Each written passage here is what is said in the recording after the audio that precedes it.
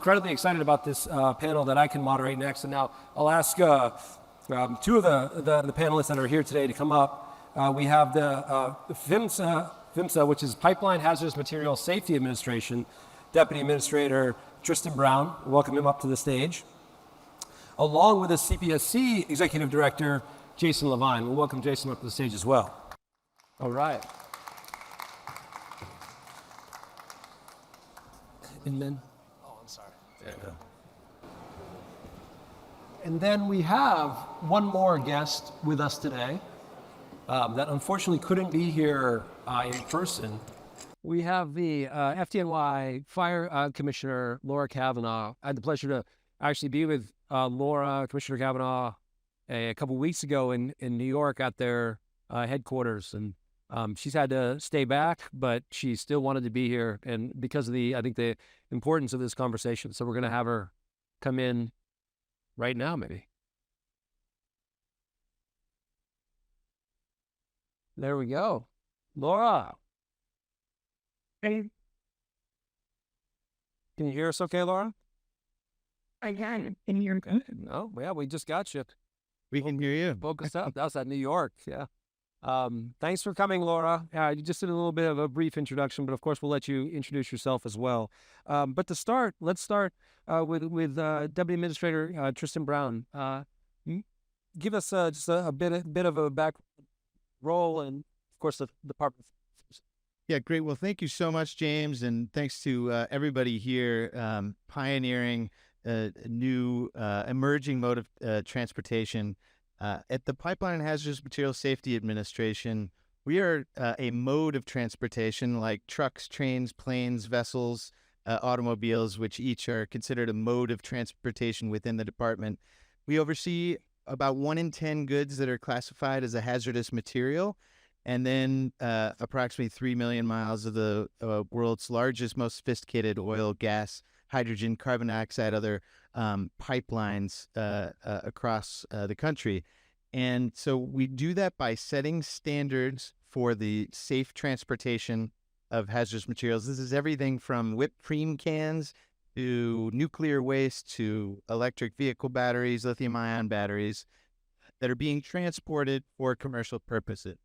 And we set those standards and enforce them. But we work closely, and we are here because we want to work closely with you all to understand what the rules are and to make sure they work and allow for innovation, efficiency, and the incredible work that you're doing to move people and goods around our country and around the world.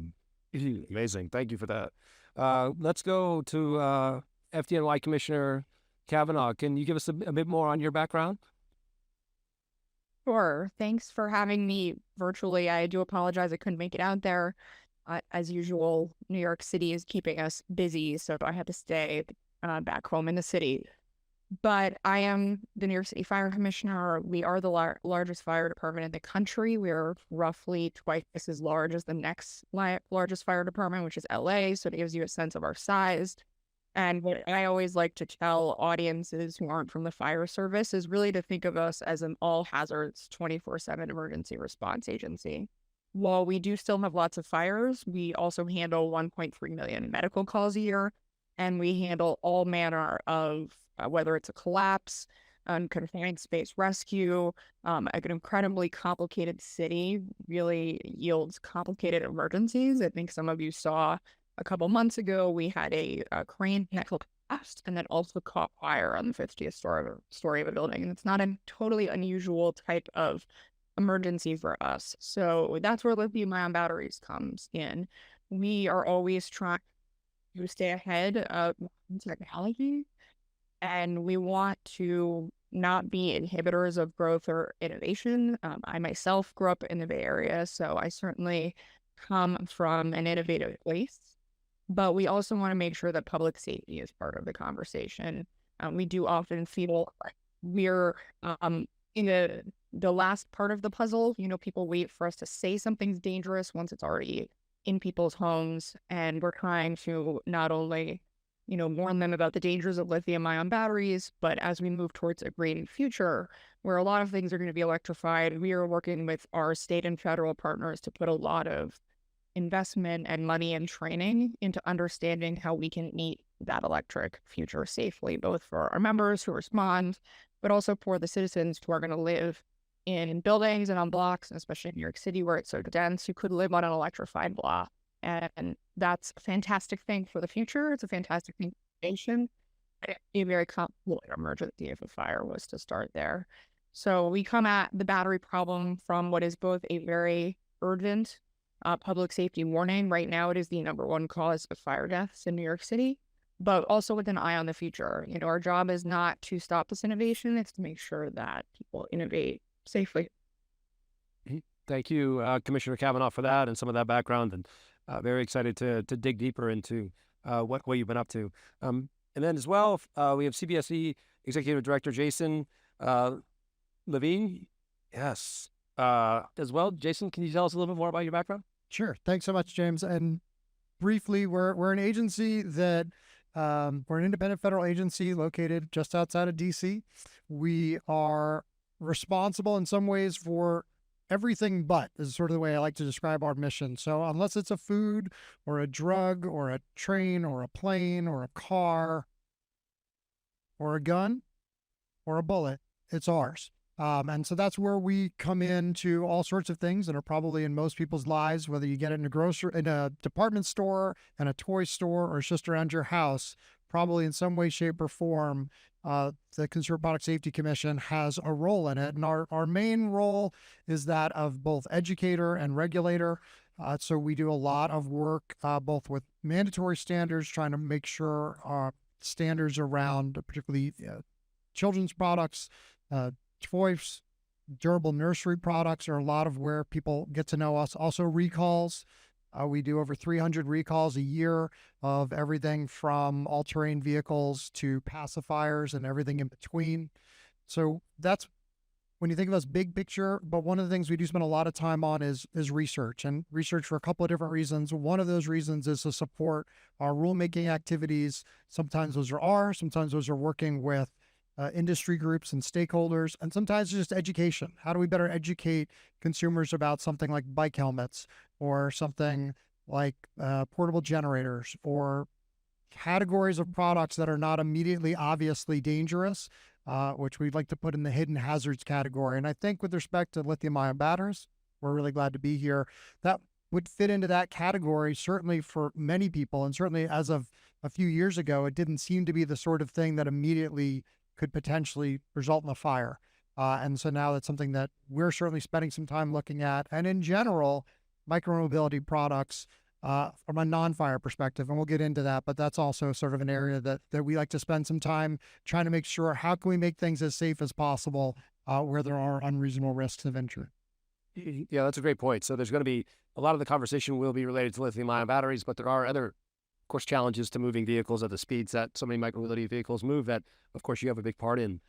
So let's start with Commissioner Kavanagh. I think to give a little bit more of a background on your task and your challenges, could you speak to some of the uniqueness you've seen as relates to both battery charging and swapping, and is what the largest, what the largest delivery network in the United States? I think somewhere between 60 to 100,000 delivery workers, almost all on micromobility vehicles.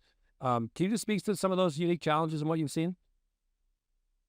Yeah, I think there's a few things that are unique to the size of New York City, but also in particular that we are a delivery city and we're not a driving city. So we not only have a lot of things delivered, as you mentioned, all the big delivery companies are as active as anywhere in the world in New York City, but there's also some features of the city that make this what I really would say is sort of an underground economy, much more dangerous when it comes to batteries, but also present unique issues for even storing them safely. So one of those is just density. A lot of even safe devices come with instructions like keep them outside or charge them outside. You are very unlikely to find a New Yorker who has outdoor space, let alone a detached or garage space. So that's one piece of it. And a lot of the deaths we've seen are people who charge their bike in the hallway. So not only in their apartment, but between them and their means of getting out of their apartment. And then the economy that you referenced with the delivery workers, they're enormous demand for deliveries, and not only more of them, but faster. That we are seeing that, frankly, no matter how many local laws we pass and how many different sort of enforcement mechanisms we put together with the mayor's office, that there's a very robust underground market for batteries. And that ranges everything from what I would describe as well-known brands that aren't actually UL certified, but are sold in droves in the city, to people putting together, what we call Frankenstein bikes, where they're buying different parts from different websites and actually cobbling a bike together, or they are altering that bike to make that bike's charge last longer and go fast. Other dangers is on stage. And so, what we see is this unique combination causes a lot of the batteries that we have to be particularly dangerous. They start off uncertified in most cases, although we did pass a local law and we are working with the Consumer Product Safety Commission on that and having certified bikes sold. But we also see that even certified bikes are altered after the fact. They're used in this way they really weren't meant for, this, delivery model where you're going 20 hours a day over potholes, salt and snow-covered streets, and you're doing it over and over and over, and then you have to charge that device in your home, is a particularly dangerous combination. We are seeing it in other cities, including San Francisco, but nowhere near at the rate that we are. And I think some of those things are because of the unique landscape of New York City. Yeah, I mean, there's just so much there in terms of the uniqueness to the challenge, but then, of course, what will most likely follow. The only thing I'd add there, Commissioner Kavanagh, I remember you told the story on was, well, given what you're saying there, whether it's the faster delivery times that are now needed or the idea that delivery workers are working so many hours, you'll go into homes potentially or apartments where there's 4 or 5, 20 batteries stacked up and being charged so that those batteries can be swapped out, which I think you termed it kind of a matchbox effect. Like it's so much more than just a single bike with a single battery. It's these sort of apartments full of batteries, and whether those, how old those apartments are, how much voltage they can handle. That's all issues too. Pretty fast. Yeah, we're seeing a number of underground, we call them bodegas here, but corner stores, say, out there, that have actually gone into the business, not legally, of renting out battery charging spaces. So like you say, you could go into what is a very old building, and in the basement will be 20 batteries stacked next to one another charging at the same time. Many of those batteries will also have an altar, which makes them particularly unstable. So we are very worried. There's the general sort of consumer market for this, which we do have worries about, but certainly regulated through our partners in the CPSC. But this delivery worker market is sort of unique. They have a unique use of the device, but also there's so much money involved that what we're seeing is really a sort of black market economy that's sprung up around this, where even when we come back a few weeks later, we often find the same condition because there's just a lot of money to be made in this right now. Yeah. Great. Well, thank you for that background. Shifting over to Deputy Minister Brown, for your view with PHMSA, with the problems with lithium-ion batteries, I'd just be interested in what you're hearing inside the micro. How much of this is a micromobility problem versus a much broader lithium-ion problem? Like where are the biggest hotspots? It is certainly a broader problem, and even the problem we were just hearing about. It's not the micromobility devices necessarily themselves. It is the misuse of damaged, defective, recalled, non-spec batteries. Certainly. Don't want to confuse that with devices that have been designed well. But as the commissioner mentioned, things get misused for a purpose that is beyond their initial design. And so what's really incumbent, if there's one thing to take away, I think, is that we all, and if you haven't read about the incidents in New York, the fatalities, you really need to read about it. It's tragic, and it's people have nothing to do. They don't own any of this stuff, but they live in the building where an incident occurs. But we need to. We got the brightest minds, in the country that are innovating here. We need to plan for, because what we see is the end of life with batteries themselves, or sometimes the whole product, whether it's a car, a micromobility device, or, what we see a lot of is just a bin full of lithium-ion batteries that have reached the end of life, and they're, being sent overseas for recycling. We've had an entire tanker ship have to turn around. I mean, the big ocean-going tanker container ships have to stop and turn around because one container was not properly reported what it had in it: hazardous materials, lithium-ion batteries. So that is an end of life. May not be folks in this room directly related to that, but communicating to the deliveristas in New York, you may have platforms, or your customers may have platforms to communicate information. We work across agencies with FDNY, with the CPSC here, with other agencies to try to get information in multiple languages. Immigrants that are really just trying to save money by using these incredible new technologies that you're developing and deploying. We just need to make sure, what we're seeing is that end of life or the misuse on the charging, which isn't in our jurisdiction, but we still care about it and we want to be a part of the solution, which is why we're here. We've got a team of folks here. We will engage with you if you're trying to help navigate. You have some ideas for solutions. We want to work together and across government agencies at the federal and at the local level to solve these problems. Yeah, I think it's a good point that you brought up there, that you guys are here and I think you're trying to listen and you're trying to learn. And I hear a lot of CEOs talk about, well, I try to go UL, I try to do these good things, and then I see my competitors continue getting stuff from other places. Why is that not being enforced? And so I think it's important that we're just having an open dialogue and, trying to solve this all together. Well, I know the three of us will be happy if you're seeing something that is, a competitor that's not doing something right. Any one of us wants to know, and we want to make sure they know they're doing something wrong. Sure. And then we want to fix it.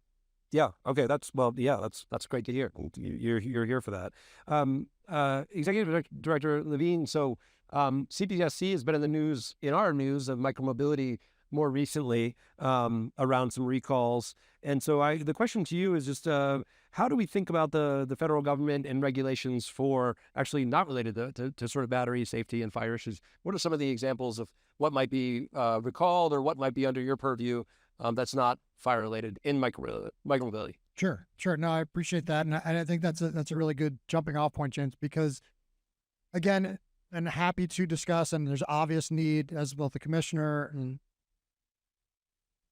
Tristan was talking about, with respect to talking about fires, but there's obviously a lot of other pieces of the puzzle when we talk about the safety of micromobility products. And our role is, I think, again, multifaceted. For the most part, we have very, very few mandatory regulations around the vast number of consumer products that we all interact with every day. There's something along the lines of 15,000 different categories of consumer products out there, and we've got a few hundred mandatory regulations. So for the most part, what we work with when you see something that is being recalled, for the most part, there's been a specific defect related to that product that creates an unreasonable risk of potential injury or death to consumers. And so that sometimes can be reported through, unfortunately, a death certificate or something along those lines. It can just be a consumer report, or they come in a variety of different ways. But a lot of what we're trying to do is try and get out ahead of issues. And so we're looking to work with voluntary standards, which works with the stakeholders, manufacturers of given products. And sometimes that's a cross section. Sometimes it's just a very narrow section of a product. And then the third piece of that, again, is the education of, to something we were just talking about, using the right charger with the right battery. How do I safely appropriately use the product to minimize or potentially even eliminate the sort of hazards that we're talking about? When we see a lot of these fires or we see a lot of problems with products, it often comes from unintended use of a product. And so then our role is to say, is that use of a product predictable or unpredictable? And if we start to see something repeated over and over again, well, at some point that suggests we need to do a better job of educating consumers and maybe even starting a regulation. But with respect to unpredictable use of a product, that's a whole different level that we need to educate around. So to be specific quickly, when we talk about the regulations or potential regulations for micromobility products, at this point, we are still very much in the growing stage. We have existing regulations for old school let's call them bikes that date back to the 1970s, manually powered bikes. There are no current regulations for e-bikes, no current regulations for e-scooters, no current regulations for hoverboards. These are things that we're looking at that may be necessary or may not be, while at the same time we continue to look at if a specific product has a defect that is endangering consumers, we can work with that specific product, that manufacturer, to undertake a recall. When we're talking about product category wide, it's a much different question that takes longer and should be deliberate in how we approach it to make sure that we are addressing the variety of issues, both utility and of course safety. I think just to talk briefly about this. So clearly with the CPSC, there's this great brand in a way where when you see the recall notices go out, when the trades start to pick it up, I'm sure it's a terrible thing for the companies in a lot of respects. A lot of times it's really misunderstood by the consumer. So I guess let's just give you a very specific example. We had, I think Kyle is here from the CEO of One Wheel. One Wheel was issued with a 300,000 unit recall, as maybe you read it. The way different publications pick that up, it's pretty confusing to understand. Okay, does recall mean like I gotta like get this thing out of my house and throw it in the trash? Does recall mean I bring it to a dealer, which again in the world of micromobility is a little bit weird. Does a recall mean in the world of a software this is an over-the-air update? And like how do you deal with that? And how do you? I don't want to say help the companies because it's not necessarily your job to help the companies, but at the same time we don't want to bankrupt these companies necessarily. How do you deal with the idea that the headlines come out that One Wheel's got to recall 300,000 units when in fact the vast majority of those units can be fixed with an over-the-air update, and it's some units that then they might offer a refund or a credit. Just curious, what's that process look like, and how do you help the message come out like as correctly as possible so the headlines don't start chasing whatever the headlines want to chase? Sure. So super quick because it's a complicated question, but all of those things apply in different ways. So all of our recalls fit under either you get a full refund, there's a remedy to the product, or there's a repair to the product. And so different recalls, again, we did over 300 last year, fit into different categories. So sometimes it'll be a refund, sometimes it'll be a remedy, sometimes it'll be just a repair.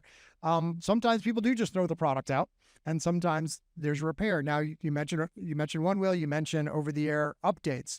This is a new area for us. We've probably done less than 10, I would guess, over-the-air recalls, remedies, but there are going to be more. There's going to be a lot more of those, obviously, because technology is allowing that to happen. More and more products provide the opportunity for that. I believe we did one with want to say it was a clothes washer, because it was able to be accessed online. I mean, so using software, the incredible advantage of that is we can actually hit all of the people who own the product, right? For most of our recalls, it goes out, it goes in the newspaper. Maybe people see it, maybe don't.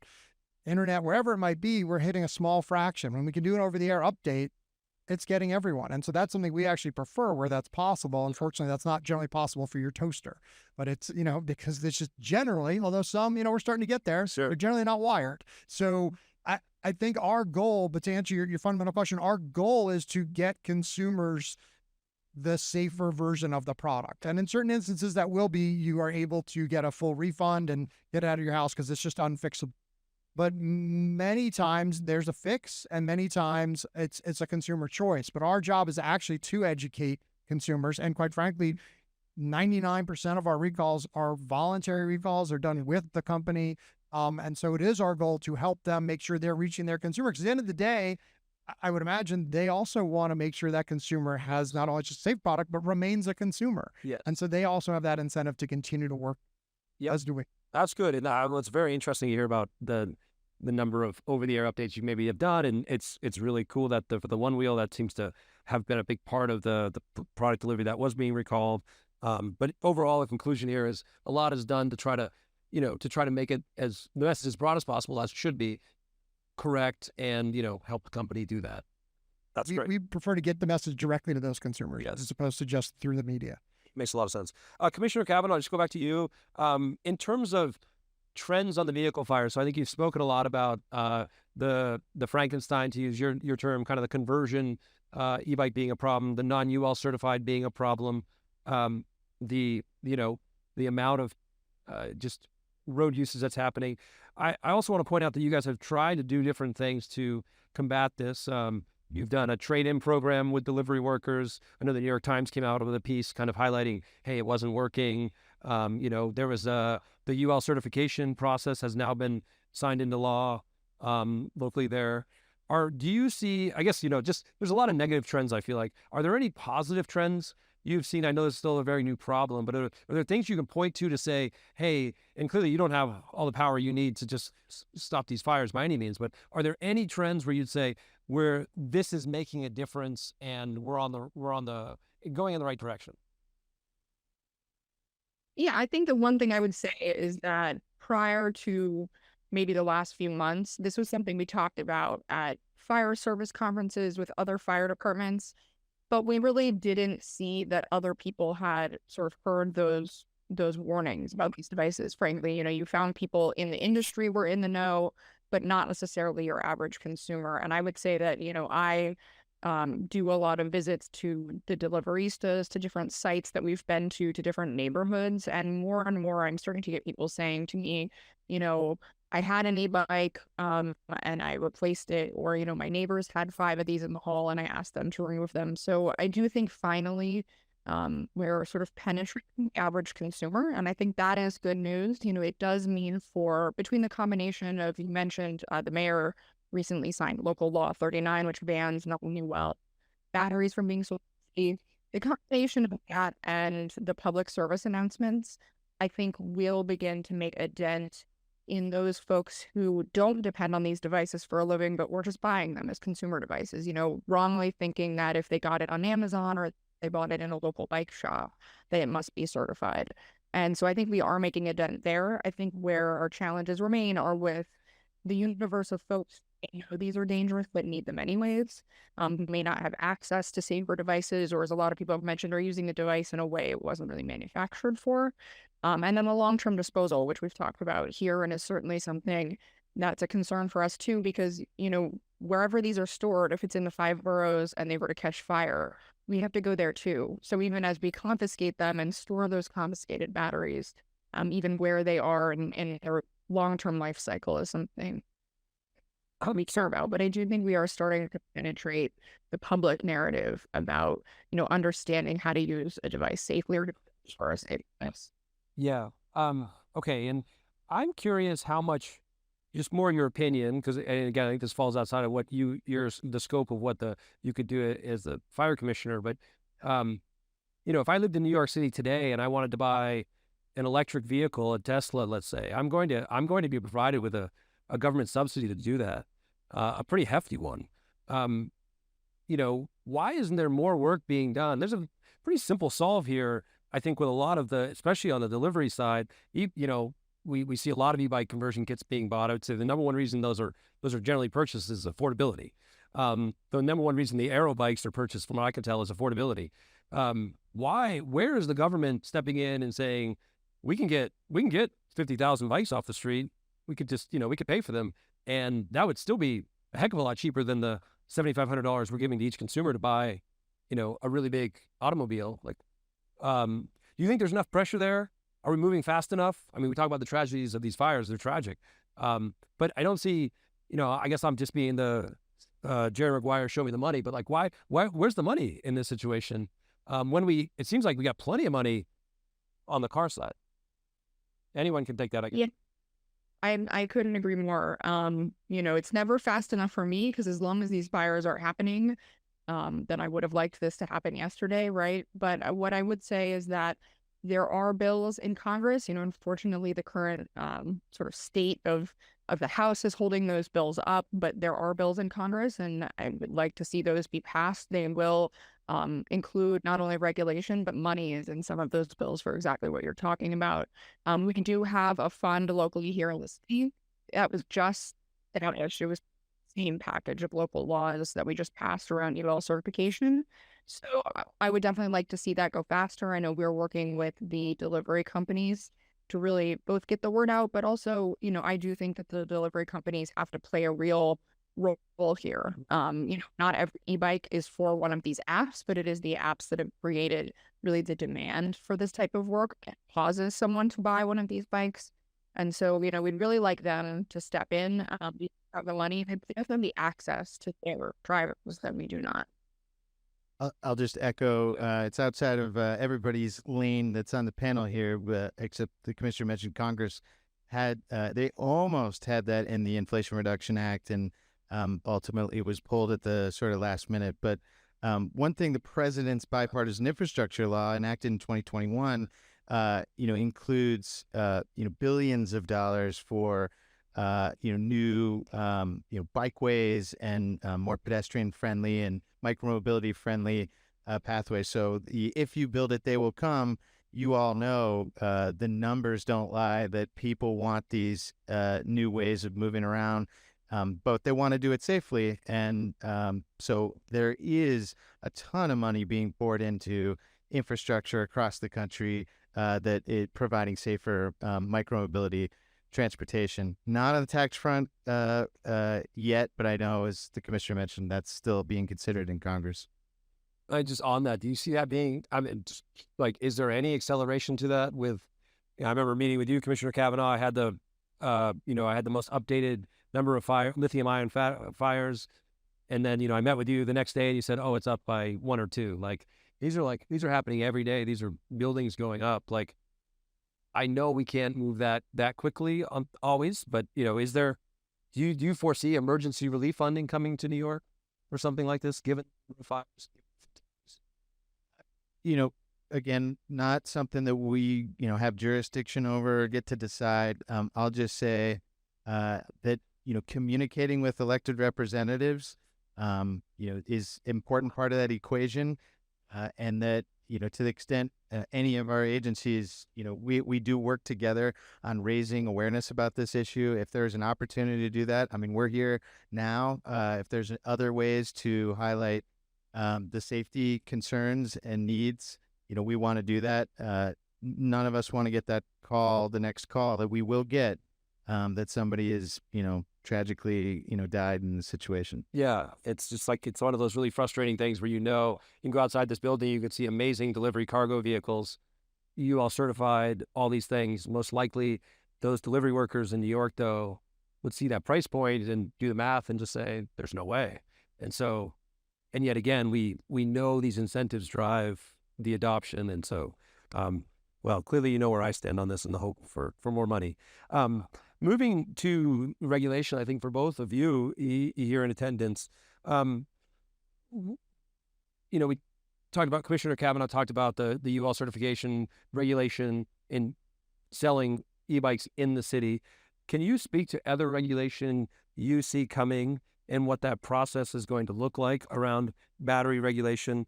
And then specifically, given the audience and the breadth of vehicles, are we just talking about e-bikes? Or are we talking about scooters, one wheels, the GEM vehicles we saw earlier that are still not cars, but they're battery? Just curious what the landscape looks like for regulation and how far. Okay, sure. So it's a great question, and it's great timing for that question. So we are currently, as we were talking about just before we started, right? This is in so many ways still new technology, and regulation takes time to catch up to technology. And in many ways, that's a good thing, because you regulating for something that hasn't really fully formed becomes problematic. And we're not a pre-market. We don't approve products before they come to the market. Our mission, our authority goes to things once they're on the market, to the extent there's ways to make them safer because they're presenting issues. So in the space, when we're talking about e-bikes, when we're talking about scooters and lithium-ion batteries, there's a variety of work going on right now at CPSC. We're working with UL on a couple of their different standards.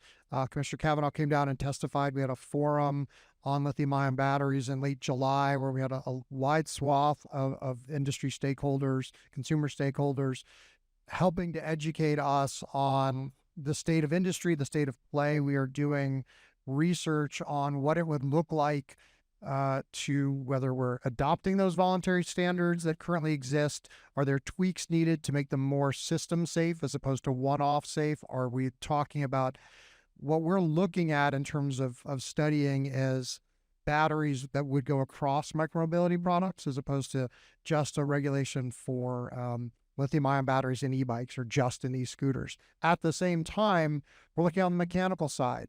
As I mentioned, we've got bike standards that go back to the 1970s. We are looking, we've proposed this year to start looking at mechanical issues with e-bikes. Are there any where regulation can help as needed? You know, the brake standard for your old Schwinn probably isn't going to be as helpful for your new e-bike and the power and the horsepower that it has. Are there other mechanical issues that need to be looked at? We're not clear that it's going to result in regulation, but it's something that we're looking at. We're also collecting data in a way that we hadn't collected before. You know, right now, when you go to the emergency room, hopefully none of you, but if one were to go to the emergency room and be injured in an e-bike incident, the code for how that's recorded still just says bike. Starting on January 1st, we have a code that will be e-bike, will allow us to actually get some hard data on what is the differential. Because we just came out with an annual micromobility report. We found over a 6-year period, 369,000 emergency department visits between e-bikes, hoverboards, and e-scooters. And the trend is up. It was averaging at 36,000 when they started the study. It's now over 90,000 a year from those three products combined. But we don't have as good fidelity yet on the details of that. And so, you know, we're looking for more fidelity. We're trying to get to the heart of most of those injuries, unfortunately, involve motor vehicles and e-bikes or scooters.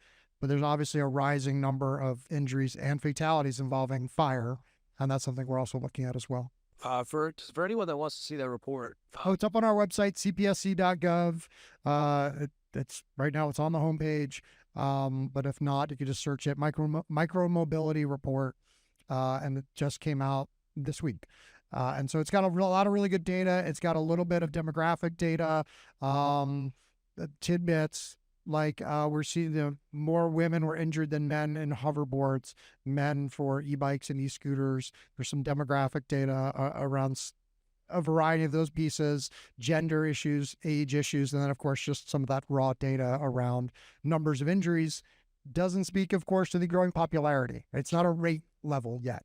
We're still working on gathering that data as well. Just because there's more injuries, that doesn't mean they're happening more frequently. Just maybe more people are using them. And that's, again, when we talk about research, that's part of our research. absolutely. So for anyone out there, I think there's a lot of people probably interested in digging into that report, a lot of analytical people here. So go to your website. It's on your homepage, right? CPSC.gov. Great. And just real short, no, it takes us generally to follow the federal regulatory process to write a regulation. It's usually years. What we're looking at, we do treat, also to answer your question, we treat classes of hazardous materials similarly. So, lithium-ion batteries, we have requirements for communicating to the public and keeping manifests on however you're moving the batteries around. We do that. We actually set and try to set international standards. So when you're importing products or moving them overseas, that you don't have to go through a bunch of different regulatory pathways. When you go to Europe or Japan, our agency leads the international body that establishes and harmonizes regulations. So we continue to do that work, and that we're always trying to update, and we welcome your input if there's something onerous, from that international transportation space. But also, we have a process that if our regs don't fit what you're trying to do, we have a special permit process that allows to consideration of deviating from the regulations that we've established overall. But our focus is actually giving out grants to emergency responders like FDNY in the state of New York, California. And then research and development. We are actually working with an incredible team in Detroit and University of Texas on how to mitigate the risk of a lithium-ion battery fire when it's being moved, like in a truck or in a location. So we welcome if you have ideas and you're aware of risks and want to mitigate them. We do have R&D grant money, and we're focused on that. So we're looking at solving the solution from every angle. And really helping advance the dialogue for innovation, safety, efficiency. I actually really appreciate that point, and of course you being here and talking about, clearly there's people in the audience that are probably thinking about solutions to these problems. Not everyone's making a vehicle. Some people are thinking, how do I make sure that vehicle doesn't explode? Okay, so final thought for for the people building in the crowd, one thing I'll often hear is, oh, it's regulation. Regulation favors the incumbent.